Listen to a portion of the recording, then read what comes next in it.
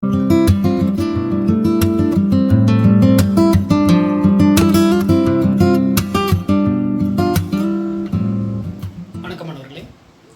நம்ம பார்க்க போகிறது effect of frequency of incident light on stopping potential அப்படிங்கிற ஹெட்டிங் வந்து நம்ம பார்க்க போகிறோம். நிறுத்த மின்னழுத்தத்தின் மீதான படுகதிர் அதிர்வெண்ணின் விளைவு. ஸோ இதுக்கு முன்னாடி நம்ம 2 ஹெட்டிங் பார்த்துருக்கோம். ஃபஸ்ட்டு வந்து பார்த்தீங்க அப்படின்னா இன்டென்சிட்டி ஆஃப் இன்சிடென்ட் ரேடியேஷன் மாற்றி ஃபோட்டோ எலக்ட்ரிக் கரண்ட் செக் பண்ணியிருக்கோம். ரெண்டாவது potential difference between the plates வந்து சேஞ்ச் பண்ணி ஃபோட்டோ எலக்ட்ரிக் கரண்ட் செக் பண்ணியிருக்கோம். அப்போ ஃபஸ்ட்டு நம்ம சொன்னது என்ன? செறிவு இல்லையா? படுகதிரின் செறிவு. செறிவுங்கிறது என்ன? ஃபோட்டான்களின் எண்ணிக்கையும் ஞாபகம் வச்சுக்கலாம். ஸோ ஃபோட்டானோட எண்ணிக்கை மாத்திரம், எலக்ட்ரான்களின் எண்ணிக்கை மாறுது, கரண்ட்டு மாறுது ஒன்று. ஸோ ரெண்டாவது பார்த்ததில் என்ன சொன்னோம்? பொட்டன்ஷியல் டிஃப்ரென்ஸ் மாத்திரம். ஸோ மாற்றும் போது இங்கே வந்து ஃபோட்டோ எலக்ட்ரிக் கரண்ட் எப்படி சேஞ்ச் ஆகுதுன்னு நம்ம பார்த்தோம். இப்போ நம்ம 3வது ஹெட்டிங் பார்க்க போகிறோம். ஃப்ரீக்வன்சி, அதிர்வெண் வந்து மாற்ற போகிறோம். அப்போ இன்டென்சிட்டி கான்ஸ்டன்ட். ஓகே, ஸோ எப்படி கொண்டு வராங்கன்னு பாருங்கள். இதில் நம்ம முக்கியமாக ஞாபகம் வச்சுக்க வேண்டியது என்ன அப்படின்னா, இங்கே எது கான்ஸ்டன்ட் அப்படின்னா இன்டென்சிட்டி வந்து கான்ஸ்டண்ட்டாக நம்ம மெயின்டைன் பண்ண போகிறோம் இல்லையா? இன்டென்சிட்டிங்கிறது என்னன்னு சொல்லியிருக்கோம்? செறிவு, படுகதிரின் செறிவு. எண்ணிக்கை மாற போகிறது இல்லை, ஒரே எண்ணிக்கை தான். ஆனால் வெவ்வேறு விதமான ஆற்றலோடு நம்ம அனுப்ப போகிறோம், வெவ்வேறு விதமான அதிர்வெண், வெவ்வேறு டிஃப்ரெண்ட் ஃப்ரீக்வன்சியோட ஃபோட்டான் வந்து மோதும் பிளேட்டில், கேத்தோடு மேலே. ஸோ எலக்ட்ரான்ஸ் எப்படி இருக்கும்? அப்போ டிஃப்ரெண்ட்டான எனர்ஜியோட வரும். ஹை எனர்ஜியாக இருக்கலாம், லோ எனர்ஜியாக இருக்கலாம், டிஃப்ரெண்ட் எனர்ஜியில் வரும். அப்போ இதை நீங்கள் சேம் எனர்ஜியை வச்சு ஸ்டாப் பண்ண முடியுமானா இல்லை, டிஃப்ரெண்ட்டான நெகட்டிவ் பொட்டன்ஷியல் உங்களுக்கு தேவைப்படும். சரி, எப்படி பண்ணுறாங்கன்னு பாருங்கள். இதுலேயும் கிராஃபிக்கலாக பார்த்தா கொஞ்சம் ஈஸியாக இருக்கும் நமக்கு. இங்கே வந்து நம்ம potential difference between the plate வந்து நம்ம இங்கே எடுத்துக்கிறோம் எக்ஸ் ஆக்சஸில், அண்டு ஒய் ஆக்சஸில் ஃபோட்டோ எலக்ட்ரிக் கரண்ட் எடுத்துக்கிறோம், ஒளி மின்னோட்டம் எடுத்துக்கிறோம். மின்னழுத்த வேறுபாடு எக்ஸ் அச்சில், ஒளி மின்னோட்டம் ஒய் அச்சில் எடுத்துருக்கோம். ஃபஸ்ட்டு இனிஷியலாக வந்து பார்த்தீங்கன்னா μ1 அப்படிங்கிற ஃப்ரீக்வன்சி இருக்க அதிர்வெண் இருக்கக்கூடிய எலக்ட்ரான்களை நீங்கள் அனுப்புகிறீங்க. ஒரு எக்ஸாம்பிளுக்கு எடுத்துக்கலாம். ஸோ 5 ஹெட்ஸ் இருக்கிற எலக்ட்ரான்ஸ் ஃப்ரீக்வன்சி, பட் ஒரு 10 ஃபோட்டான் இருக்குன்னு வச்சுக்கலாம் இல்லையா? அதாவது 5 ஹெட்ஸ் இருக்கிற ஃப்ரீக்வன்சி இருக்கிற ஃபோட்டான்ஸ் ஆற்றல் அவ்வளோ இருக்குது. அதில் 10 ஃபோட்டான்ஸை நம்ம அனுப்புகிறோம்னு வச்சுக்கலாம் ஒரு எக்ஸாம்பிளுக்கு. சரி, இப்போ ஃபஸ்ட்டு μ1ங்கிறது ஒரு லீஸ்ட் எனர்ஜி, ஒரு கம்மியான ஃப்ரீக்வன்சியில் தான் வருது அப்படின்னு வச்சுக்கலாம். இப்போ உங்களுக்கு இமீடியட்டாக என்ன ஆக ஆரம்பிக்கும்? இதுக்கு பாசிட்டிவ் பொட்டன்ஷியல் நீங்கள் கொடுக்குறீங்க. அப்போ வர்றது உங்களுக்கு 10 ஃபோட்டான் அனுப்பினா உங்களுக்கு எத்தனை எலக்ட்ரான் கிடைக்கும்? மேபி 10 எலக்ட்ரான் கிடைக்குதுன்னு வச்சுக்கலாம். இனிஷியலாக இதனால் எல்லா எலக்ட்ரானையும் ரிசீவ் பண்ண முடியாது, கம்மியாக ஒரு 6 எலக்ட்ரானை ரிசீவ் பண்ணும். ஸோ கரண்ட் ஒரு அளவு கிடைக்கும். இப்போ அகைன் இன்னும் ஆனோடுக்கு பாசிட்டிவ் கொடுக்குறீங்க. அப்போது ரொம்ப ஈகராக எலக்ட்ரானை இழுக்கும். அப்போ மேபி ஒரு 8 எலக்ட்ரான் ரிசீவ் பண்ணும், கரண்ட் அதிகமாகும்.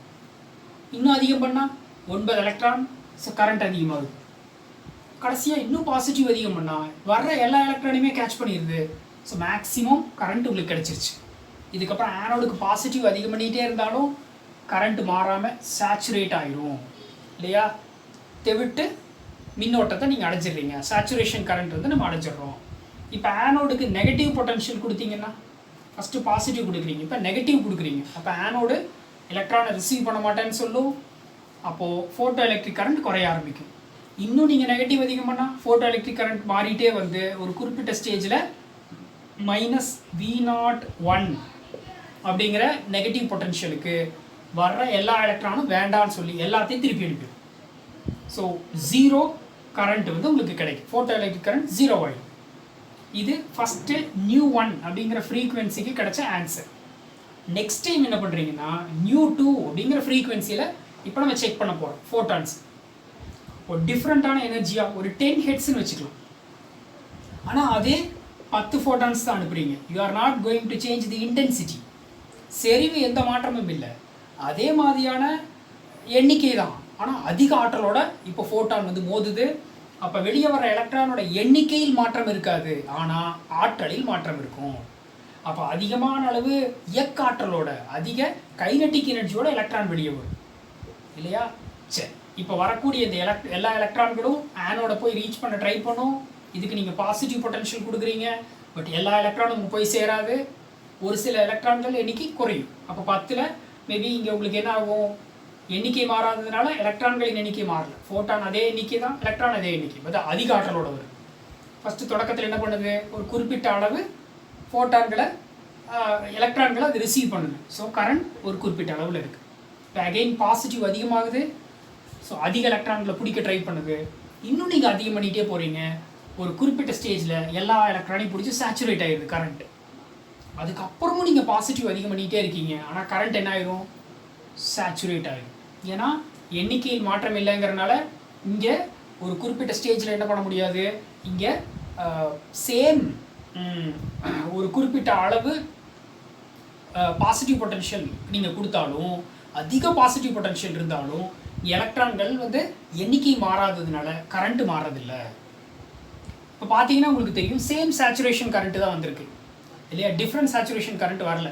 ஏன் அப்படின்னா எலக்ட்ரான்களின் எண்ணிக்கை மாறாததுனால கரண்ட்டு மாறுறதில்லை. இப்போ அப்படியே ஆப்போசிட்டாக பண்ணுங்க. இப்போ நெகட்டிவ் பொட்டன்ஷியல் கொடுக்குறீங்க, என்ன ஆரம்பிக்கும், இங்கே வர்ற எலக்ட்ரான்ஸை அது வேண்டான்னு சொல்லும். ஸோ கரண்ட் குறைய ஆரம்பிக்கும். ஸோ மறுபடியும் நெகட்டிவ் அதிகம் பண்ணுங்கள், ஆனோடுக்கு கரண்ட்டு குறையும். இதே போல் நீங்கள் அதிகம் பண்ணிகிட்டே வந்தால் ஒரு குறிப்பிட்ட ஸ்டேஜில் ஒரு குறிப்பிட்ட ஸ்டாப்பிங் பொட்டன்ஷியலுக்கு கரண்ட் ஜீரோ ஆயிடும், ஃபோட்டோ எலக்ட்ரிக் கரண்ட் ஜீரோ ஆயிடும். இப்போ பாருங்கள், வேறு ஒரு ஸ்டாப்பிங் பொட்டன்ஷியலுக்கு தான் நீங்கள் உங்களுக்கு ஃபோட்டோ எலக்ட்ரிக் கரண்ட் ஜீரோ ஆயிருக்கு. ஏன் சேம் ஸ்டாப்பிங் பொட்டன்ஷியலுக்கு நமக்கு ஃபோட்டோ எலக்ட்ரிக் கரண்ட் ஜீரோ ஆகலை?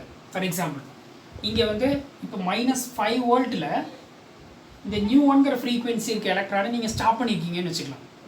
ரெண்டாவது நியூ2 அப்படிங்கிற வேறு ஃப்ரீக்வன்சி இருக்க எலக்ட்ரானை -7 வோல்ட் கொடுத்து தான் ஸ்டாப் பண்ணியிருக்கீங்க. ஏன் அப்படின்னா இங்கே ஃபஸ்ட்டு வந்த எலக்ட்ரான் லோ எனர்ஜி ஃபோட்டான் இல்லையா, that means low frequency photon. So low frequency இருக்கிறதுனால எலக்ட்ரான் வந்து லோ கைனடிக் எனர்ஜியோட வெளியே வந்துச்சு, நீங்கள் ஈஸியாக ஸ்டாப் பண்ணிட்டீங்க, மினிமம் நெகட்டிவ் பொட்டன்ஷியல் கொடுத்து ஸ்டாப் பண்ணிட்டீங்க. ஆனால் ரெண்டாவது முறை வந்தது அதிகமான ஃப்ரீக்வன்சியில் வெளியே வந்திருக்கு, அப்போது அதிகமான நெகட்டிவ் பொட்டன்ஷியல் கொடுத்தா தான் ஸ்டாப் பண்ண முடியும். இப்போ ஃபார் எக்ஸாம்பிள் முதல் முறை ஒரு கிரிக்கெட் கிரவுண்ட் ஞாபகம் வச்சுக்கோங்க, பாலை வந்து ஒரு ஃபீல்டரை நோக்கி நான் வீசுகிறேன், அந்த ஃபீல்டர் வந்து என்ன பண்ணணும்னா அதை வந்து பிடிக்கணும். ஸோ ஃபஸ்ட்டு முறை வந்து பார்த்தீங்கன்னா நீங்கள் எத்தனை பால் அனுப்புகிறீங்க அப்படின்னா 10 பால் அவர் மேலே ஒவ்வொன்றா வீசுகிறீங்க. எல்லா பாலுக்கும் 5 ஹெட்ஸுங்கிற ஃப்ரீக்வன்சியோட, தட் மீன்ஸ் 5 ஜூல்னு வச்சுக்கலாம், 5 ஜூல் ஸ்பீடோட வீசுகிறீங்க. அவர் 5 ஜூலில் வீசினா பிடிச்சிட்றாருன்னு வச்சுக்கலாம், ஸ்டாப் பண்ணிடுறாரு. 5 ஜூலுக்கு மேலே அனுப்புனா அவரால் பிடிக்க முடியாது. ஸோ 5 ஜூலில் அனுப்புனீங்கன்னா பிடிச்சிடுவார். ரெண்டாவது முறை அதே மாதிரி 10 பால் வீச போகிறீங்க ஒவ்வொன்றா, ஆனால் நீங்கள் வீசுறது கொஞ்சம் ஸ்பீடாக வீச போகிறீங்க. அப்போ அவரால் என்ன பண்ண முடியாது, 5 ஜூலை வச்சே ஸ்டாப் பண்ண முடியாது. அவர் கொஞ்சம் அதிகமான எனர்ஜி ஸ்பெண்ட் பண்ணால் தான் நீங்கள் வீசுகிற அதிக ஸ்பீடோட வர்ற பாலை தடுக்க முடியும். ஸோ அப்போ நெகட்டிவ் பொட்டன்ஷியல் இங்கே அது போல் நம்ம அதிகமாக கொடுக்கணும். ஏன்னா முதல் முறை வந்த எலக்ட்ரான் லோ கைனடிக் எனர்ஜியோட வந்துச்சு, லோ ஸ்டாப்பிங் பொட்டன்ஷியல் வச்சு தடுத்துட்டீங்க. ரெண்டாவது முறை வர எலக்ட்ரான் அதிகமான கைனடிக் எனர்ஜியோட ரொம்ப வேகமாக வருது, ஸோ ஸ்டாப் பண்ணுறதுக்கு அதிகமான நெகட்டிவ் பொட்டன்ஷியல் தேவைப்படுது. ஸோ ஃபோட்டான் ஹை ஃப்ரீக்வன்சியில் வந்துச்சுன்னா எலக்ட்ரான் ஹை கைனடிக் எனர்ஜியோட வரும், ஸோ ஸ்டாப் பண்ணுறதுக்கு ஹை நெகட்டிவ் பொட்டன்ஷியல் கொடுக்கணும் இல்லையா. சரி, இதை வந்து டிஃப்ரெண்ட் மெட்டல்ஸ்க்கு செக் பண்ணி பார்த்துருக்காங்க, எப்படி அவங்களுக்கு ஆன்சர் கிடச்சிருக்குன்னு பார்க்குறோம். இதை நீங்கள் இன்னொரு ஃப்ரீக்வன்சிக்கு போட்டிங்கன்னா இதே மாதிரி தான் இருக்கும், கர்வில் வந்து இந்த ஷேப் இருக்குது. ஸோ நெக்ஸ்ட்டு நியூ3 அப்படிங்கிற ஃப்ரீக்வன்சிக்கு அனுப்புனீங்கனாலும் அதே போல தான். ஃபஸ்ட்டு நீங்கள் பாசிட்டிவ் அதிகம் பண்ணிங்கன்னா அதிகமாகும், சேச்சுரேட் ஆகும், அதுக்கப்புறம் சேம் சேச்சுரேஷன் கரண்ட் கிடைக்கும். நீங்கள் நெகட்டிவ் பொட்டன்ஷியல் அதிகம் பண்ணால் குறைஞ்சிட்டே வந்து வேறு ஒரு ஹை ஸ்டாப்பிங் பொட்டன்ஷியலுக்கு உங்களுக்கு ஃபோட்டோ எலக்ட்ரிக் கரண்ட் ஜீரோ ஆகும். சரி, இப்போ இந்த கிராஃபில் வந்து நம்ம கொண்டு வர போகிறோம். எதுக்கு கிராஃப் வரைகிறோம் அப்படின்னா ஃப்ரீக்வன்சி வெர்சஸ் ஸ்டாப்பிங் பொட்டன்ஷியல் இல்லையா, அதிர்வெண்ணுக்கும் ஸ்டாப்பிங் பொட்டன்ஷியலுக்கும் நீங்கள் கிராஃப் வரைகிறீங்க. ஃபஸ்ட்டு மெட்டல் ஏங்கிற மெட்டல் எடுத்துக்கிறோம், ஏதோ ஒரு மெட்டல் எடுத்துக்கலாம், மேபி அயன்னு வச்சுக்கலாம், இரும்பு. இந்த மெட்டலுக்கு அதே போல் நீங்கள் ஃப்ரீக்வன்சி ஆஃப் இன்சிடெண்ட்டை வந்து குறைச்சிட்டே வந்தீங்கன்னா என்னாகும், ஒரு மினிமம் ஃப்ரீக்வன்சி ஆஃப் ரொம்ப மினிமம் ஃப்ரீக்வன்சியில் ஃபோட்டான் விழுகும்போது இங்கே எலக்ட்ரான்ஸ் வர்றது சுத்தமாக நின்று போயிடும் இல்லையா. அப்போது ஒரு stopping potential versus frequency graph வரையும் போது உங்களுக்கு என்ன ஆகுது, ஒரு லீஸ்ட் ஃப்ரீக்வன்சி வரைக்கும் ஃபோட்டான்ஸ் விழுந்ததுன்னா எலக்ட்ரான்ஸ் வர்றதில்லை. அந்த ஃப்ரீக்வன்சிக்கு மேலே இருக்கிற வேல்யூவில் ஃபோட்டான்ஸ் விழுந்தால் எலக்ட்ரான்ஸ் வெளியே வரும் அண்ட் கரண்ட் வந்து கிடைக்கும். இது ஃபஸ்ட்டு மெட்டலுக்கு. இப்போ சப்போஸ் செகண்ட் மெட்டலுக்கு எடுத்திங்கன்னா மெட்டல் பிக்கு எடுக்கிறீங்க, மோஸ்ட்லி இதே ஷேப்லேயே உங்களுக்கு கர்வ் கிடைக்கும். பார்த்தீங்கன்னா இந்த மாதிரி கிடைக்குது. அப்போது ஃப்ரீக்குவென்சி சேஞ்ச் பண்ணால் அதிகம் பண்ணுனா அதிகமான ஃபோட்டான் ஃப்ரீக்குவென்சி அதிகமாக இருக்கக்கூடிய ஃபோட்டான் மோதிச்சுன்னா கைனட்டிக் எனர்ஜி அதிகமான எலக்ட்ரான் வெளியே வருது. ஸோ ஸ்டாப்பிங் பொட்டன்ஷியல் அதிகமாக நம்ம கொடுக்க வேண்டியது இருக்குது. அப்போ மோஸ்ட்லி இதில் கிடைச்ச ரிசல்ட்டை வச்சு நீங்கள் ஒரு ஃபைனலைஸ் பண்ணிடலாம். ரிசல்ட் ஒன்று சொல்லலாம். என்ன அப்படின்னா, if the frequency of photon increases, the kinetic energy of electron increases, so the stopping potential will also increases. அப்போ இது டைரக்ட்லி ப்ரொபோர்ஷனல் எல்லாமே. இதை நம்ம ஞாபகம் வச்சுக்கலாம். ஸோ இதுவும் முக்கியமான ஒரு கொஸ்டின், படிக்க வேண்டிய கொஸ்டின். தேங்க்யூ.